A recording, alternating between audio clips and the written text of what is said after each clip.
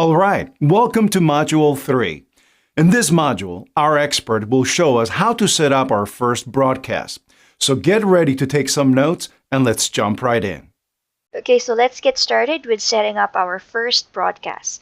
Go to Broadcasting on your menu, then click Add New Broadcast at the upper right corner. Then select Messenger. On the right side, you can switch to Basic Builder or the Flow Builder. Let's use Flow Builder to have a better visual of our broadcast flow.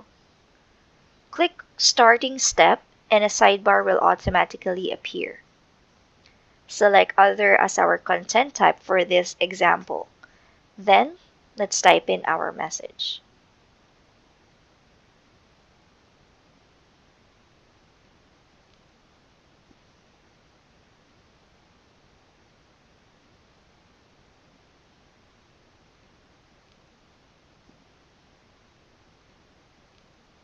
The message should read, "Hey there, first name, get my free 5-day Christmas fitness bootcamp series. Are you interested?" Then let's add the two options. Yes, I'm interested, and no, thank you.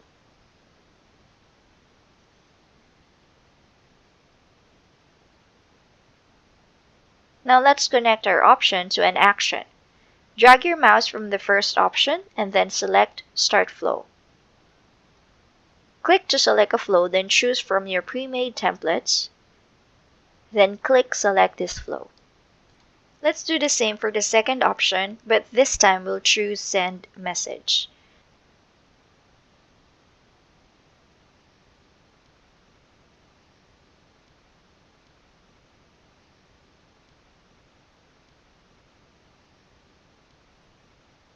Then let's add a button, Learn More.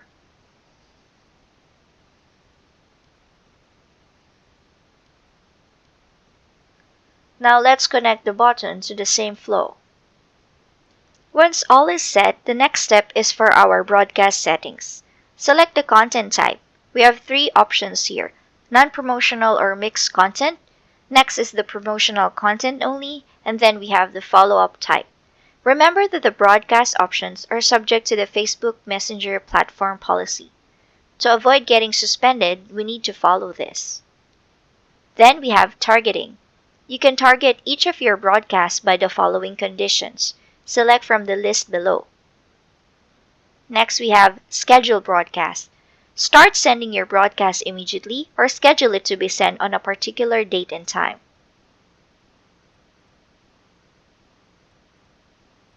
Next, we have Time Zone Settings.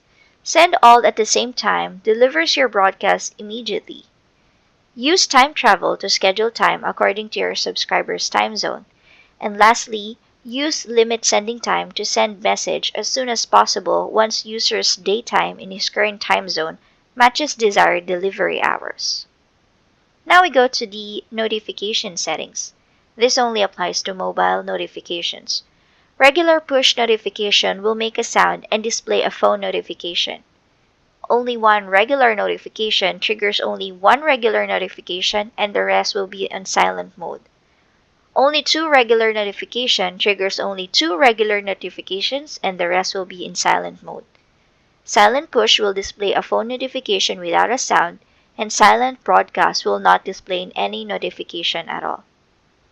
Once you're happy with the setup, click Send Now or Schedule Message at the top right corner.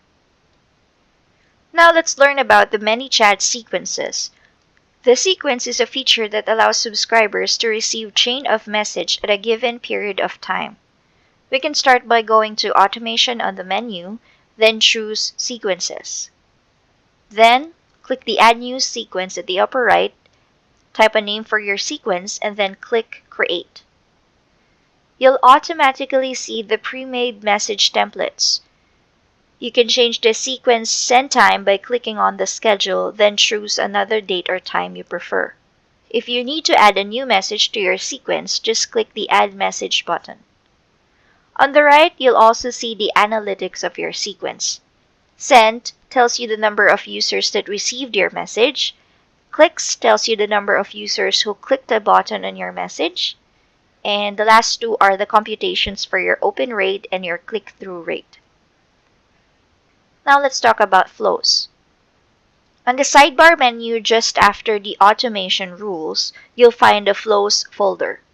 Flow Builder is a visual editor of all messages, actions, and transitions between them. Let's have a quick overview of the Flow Manager's elements. At the top, you'll find a search bar to search flows by a name. Next, we have the Add New Flow button. We also have the Toggle View. Click Toggle View button to switch between list and thumbnails. Then we have the folders to help you organize your flows. Next, we have the Smart Folders to store your current bot automations. On the middle, you'll see your flow information, which contains the name, the channels of your flow, the number of runs, and when it was modified. The three dots on the right open the context menu that allows you to perform actions. Rename changes the flow name. Duplicate clones your flow to the same folder. We also have the Share this flow, copy to another page, and Delete, which moves your flow to the trash.